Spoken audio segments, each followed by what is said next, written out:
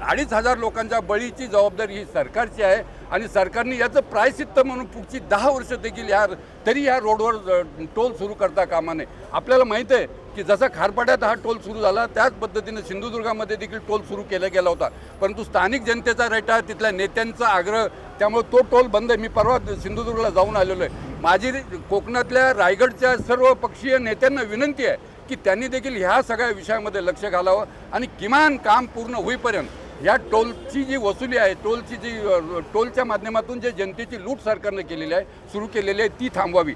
दोन गोष्टी आहेत, एक तर स्थानिक लोकांना या सगळ्या टोलचा प्रचंड फटका बसणार आहे, त्यांना या महामार्गावरून प्रवास करणं देखील कठीण होणार आहे, आणि दुसरी गोष्ट, हा टोल जर रद्द केला नाही तर त्याचा थेट परिणाम हा पर्यटकांवर होणार आहे। कोकणामध्ये पर्यटक येत आहेत, परंतु इथून अलिबागला जाण्यासाठी जर मला 200 रुपये लागत असतील तर पर्यटक 4दा विचार करतील। त्यामुळे ह्या सगळ्या गोष्टींचा विचार करून महाराष्ट्र सरकारनं हा टोल थांबवावा, पुढची 10 वर्ष देखील टोल माफी करावी।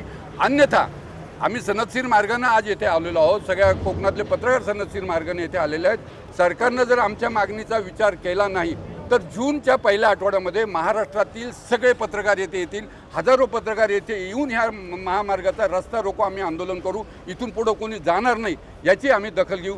माझी आजचं हे आंदोलन हे प्रतिकात्मक होतं, शांततेच्या माध्यमातून होतं, परंतु सरकारनं कोकणी जनतेचा, आम्हा पत्रकारांचा जास्त अंत पाहू नये आणि तातडीनं ही जी काही टोल वसुली केलेली आहे, जिजिया कर सुरू केलेला आहे पूर्वीच्या काळातला, तो थांबवावा अशी माझी या निमित्तानं मागणी आहे।